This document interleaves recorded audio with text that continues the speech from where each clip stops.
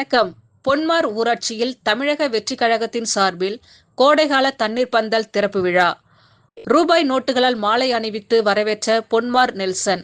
செங்கல்பட்டு மாவட்டம் திருப்போரூர் வடக்கு ஒன்றியம் பொன்மார் ஊராட்சி பேருந்து நிறுத்தம் அருகே தமிழக வெற்றிக் கழகம் கட்சியின் செங்கல்பட்டு கிழக்கு மாவட்டத்தின் சார்பில் பொன்மார் ஜே வில்சன் ஏற்பாட்டில் பொதுமக்களுக்கான கோடைகால தண்ணீர் பந்தல் திறக்கும் நிகழ்ச்சி வெகு சிறப்புடன் நடைபெற்றது.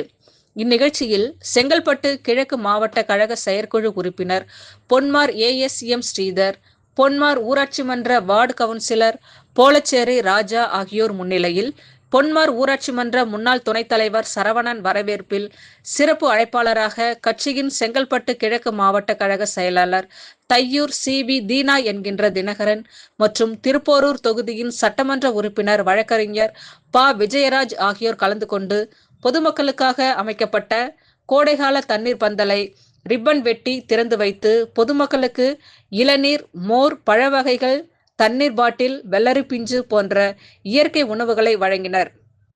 மேலும் நிகழ்ச்சி ஏற்பாட்டாளரான பொன்மார் ஜே நெல்சன், சிறப்பு அழைப்பாளர்களான மாவட்ட கழக செயலாளர் தீனா மற்றும் திருப்போரூர் தொகுதியின் சட்டமன்ற உறுப்பினர் வழக்கறிஞர் விஜயராஜ் ஆகியோருக்கு சால்வையுடன் 65,000 ரூபாய் மதிப்பில் செய்யப்பட்ட பண மாலையினை அணிவித்து கௌரவித்தார்.